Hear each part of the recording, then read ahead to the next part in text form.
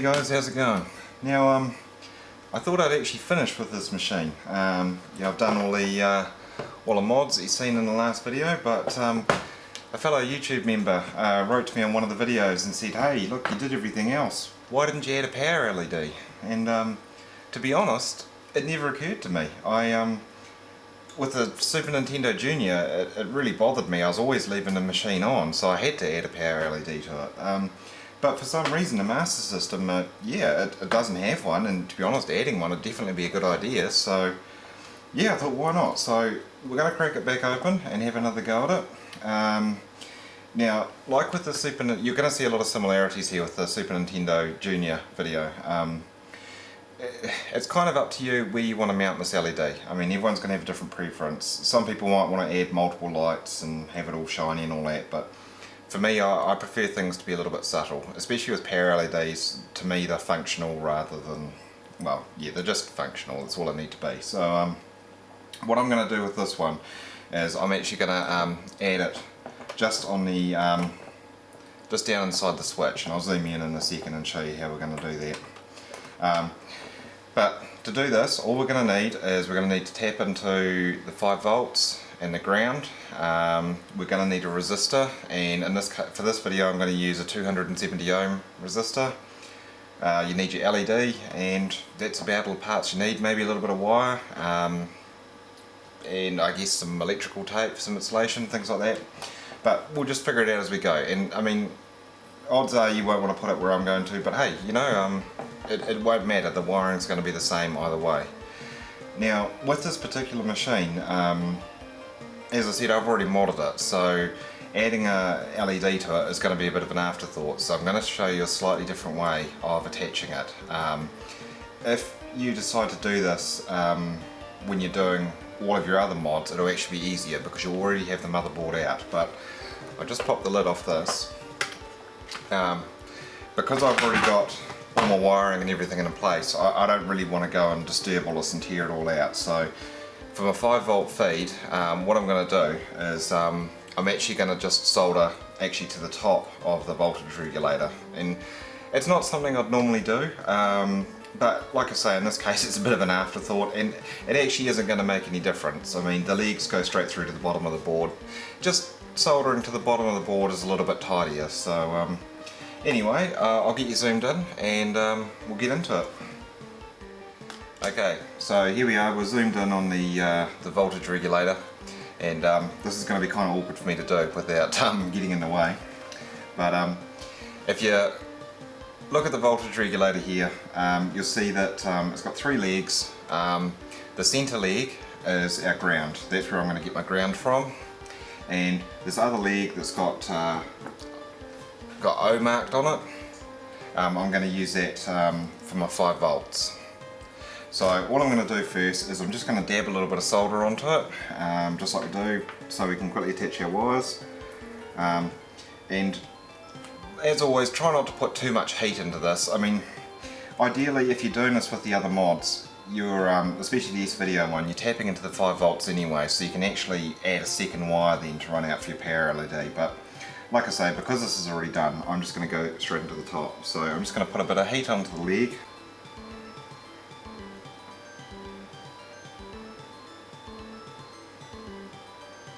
And that's about all we're going to need on it. And I'll just do the same again for the ground.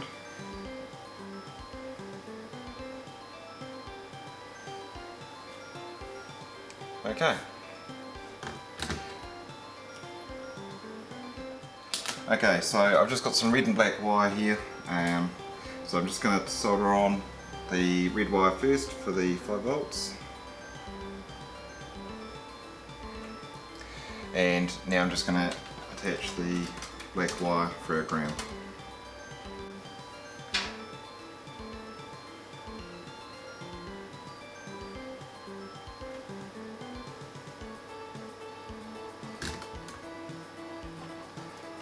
Okay, so nice and easy. Now we just need to add our resistor and our LED. Okay, so now we've got our wires attached. All we need to do now is get our LED ready. So what I'm going to do is, where I'm going to mount it it's kind of going to be facing upwards, so I'm actually going to very carefully bend the legs. So I'm going to bend them so they sort of sit flat out. Just carefully bend them around so they sort of sit flat. So there we go. So now we can have it sitting flat and firing straight up. Alright, and now we have our LED sort of bent up and into shape. What I'm going to do is, the LED is actually going to get mounted just down here, just next to the power switch. So what I'm going to do is just put some insulation tape down, just so that the legs don't short out on anything. Alright, so now we've got our insulation tape in place. The other thing I'm going to quickly do is I'm going to get my LED ready. So I've got the legs bent up on it.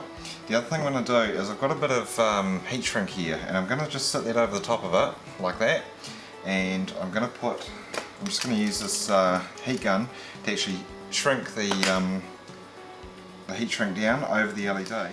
And just as a bit of a final step, what I've done is I've come back and I've actually, as you can see, I've wrapped a whole lot of insulation tape just around the where the LED actually is, and I've also gone and put it underneath the base of it as well.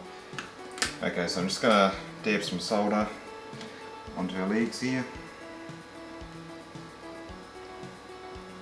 just so that when we go to actually attach our wires, they go on just a little bit easier.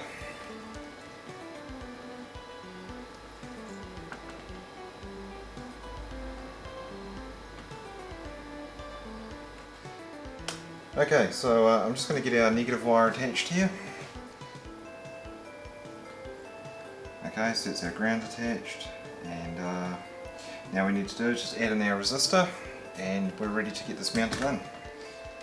Okay, so we've gotten a little bit out of focus there, so sorry about that guys, but what I've got here is my 270 ohm resistor. So I'm just going to get that attached to my 5 volt wire. And if you remember me saying in the Super Nintendo video, this is just to drop the voltage down, because if we don't do this, pouring 5 volts into our LED is a quick way to make sure it gets killed. Okay, so I'm just going to hook the resistor, my 270 ohm resistor here, into the positive leg of our LED. What I'm going to do now is just slide my heat shrink down over both legs. Apply a little bit of heat just to get that to hold into place. Just use my heat gun here.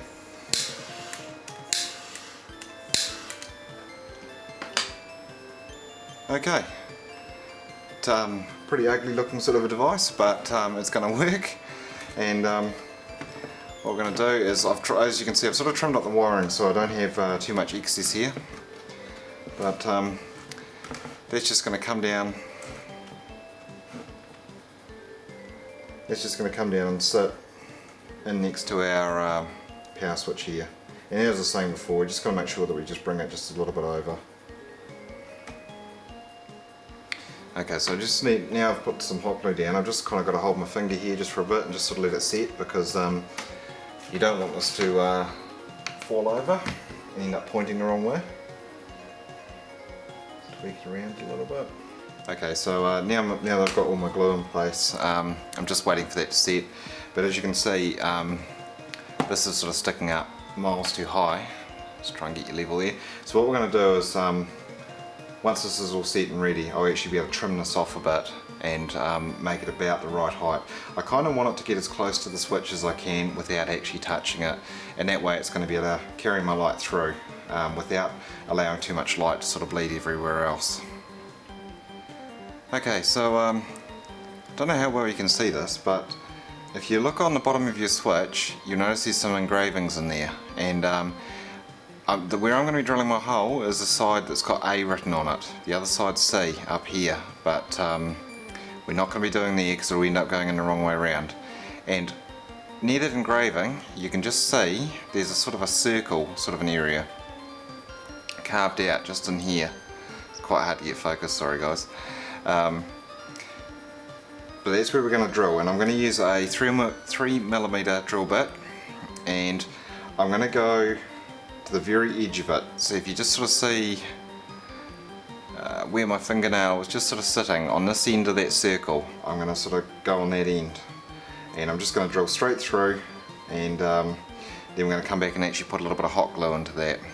But just while I've sort of got this in this angle, you need to be a little bit careful. This is near impossible to get focus on, sorry guys. But when you look in there, you actually see inside these edges in here, there's a little bit of wear in there from where the switch slides. So you've got to make sure that anything you attach, or like if you're going to put any glue or anything in like I am, that no glue or anything goes anywhere near there, because that's where this runs along inside the plastic housing. So you've got to keep that clear. Alright, so what I've done is I've just gone and got an old cardboard box that I don't care much about, and because this has got the actual button protruding through on the bottom here, it doesn't sit flat, but you want to try and get it somewhere flat so you can pop this hole in. So I'm just going to sit it, you sort of see I'm just bunting it into the edge here, just so it gives me a sort of a flat surface, and I'm just going to quickly just drill in. And as I was saying, I'm going to the outer edge of that circle, because if you go too close towards the centre, what will end up happening is you actually go through into the switch, into the button that I just showed you on the other side.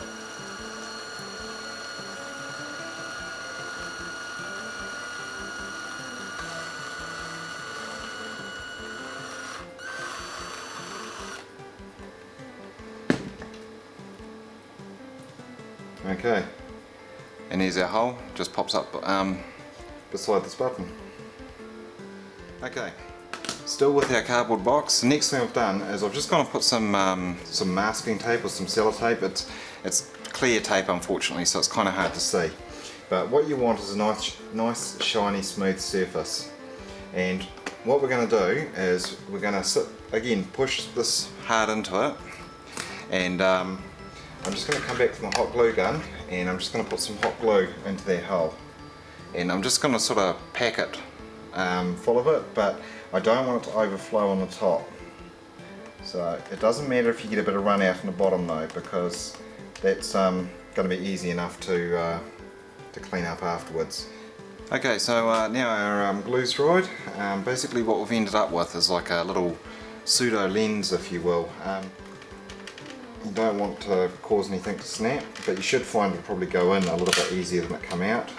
And just check that it's going to slide okay and everything's sort of looking like it's in the right place. And at this point you can sort of see what's going to happen here. So when it's off you can't see anything, and when it's on our light's going to shine through it. So I've just set the lid back on. I had to give the tubing a little bit of a trim, and with trimming the tubing, basically start a little bit long, put it on, see how the switch feels. If it feels like it's hitting it, then just go back and give it another bit of an adjustment, and just trim it down just a little bit at a time until you've got it sort of as close as you're going to get it. So I've hooked some power in, let's give it a try. There we go.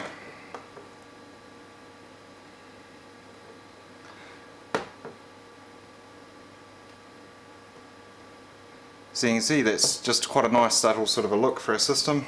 And at night especially, I mean these lights are definitely still very bright, so they're going to absolutely shine out of there. But you can see that I don't have much light bleeding up and around the switch, which is really the effect I was after. It's just coming straight out of our little lens there. When we switch it off and it's sitting on the shelf, nobody would ever know. So there you go guys, I hope that gives you a bit of a pointer in the right direction, and as usual, thanks very much for watching, and we'll see you again soon.